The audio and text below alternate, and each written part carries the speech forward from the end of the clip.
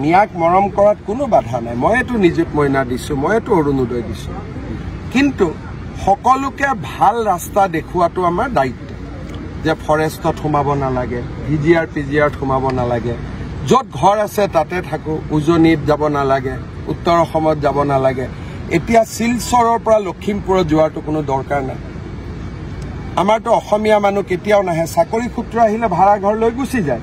গতিকে সকলোকে ভাল কথা শিকাব লাগে। এই এভিকশ্যনে মানুহক ভাল কথা শিকাই আছে যে হয় ধুবুৰীতো এভিকশ্যন হোৱা নাই, গোৱালপাৰাতো হোৱা নাই, ফৰেষ্টতহে হৈছে, ৰেভিনিউটো ক'তো হোৱা নাই, চৰতটো এভিকশ্যন হোৱা নাই। কোনোবা চৰত এভিকশ্যন হৈছে নেকি? কিন্তু ফৰেষ্টত যে আমি সোমাব নালাগে সেইটো চবেই শিকিব লাগে। কাৰণ ফৰেষ্ট কাটাৰ কাৰণেতো এতিয়া ইমান গৰমত আমি চবেই ঘামি আছো। অকল ময়ে ঘামা নাই, মিয়া মানুহতো ঘামি আছে।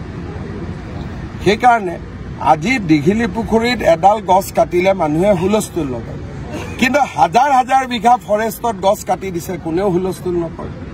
ফৰেষ্টত জনজাতীয় লোকক আৰু 3টা জেনেৰেশ্যন থকা লোকক বাদ দি ফৰেষ্টত কোনো থাকিব নোৱাৰে। এইবোৰ আইনৰ লিখা কথা। এই আইনখন কোনে বনাইছিল? কংগ্ৰেছে বনাইছিল। গতিকে আমাৰ কথাটো ভাল কথা। আমাক যোনে ভাল ভাবি ল'ব তাৰ ভাল হ'ব। যোনে আমাৰ কথা নুশুনি অজিত ভূঞা, লুৰিণ গগৈ, পৰেশ মালাকাৰ, হীৰেণ গোহাঁই ঘোঁৰাত উঠিব, তাৰ এক্সিডেণ্ট হ'ব।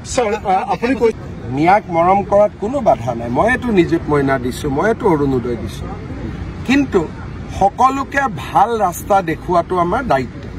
যে ফৰেষ্টত সোমাব নালাগে, ভিজিআৰ পিজিআৰত সোমাব নালাগে, য'ত ঘৰ আছে তাতে থাকো, উজনিত যাব নালাগে, উত্তৰ অসমত যাব নালাগে। এতিয়া শিলচৰৰ পৰা লখিমপুৰত যোৱাটো কোনো দৰকাৰ নাই।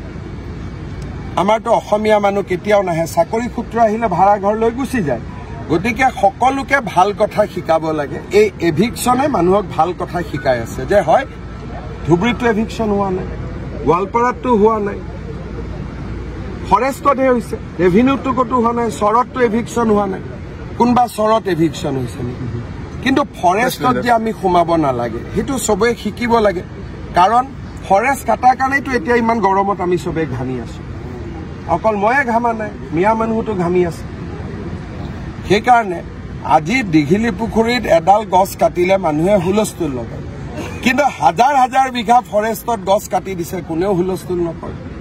ফৰেষ্টত জনজাতীয় লোকক আৰু 3টা জেনেৰেশ্যন থকা লোকক বাদ দি ফৰেষ্টত কোনো থাকিব নোৱাৰে। এইবোৰ আইনৰ লিখা কথা।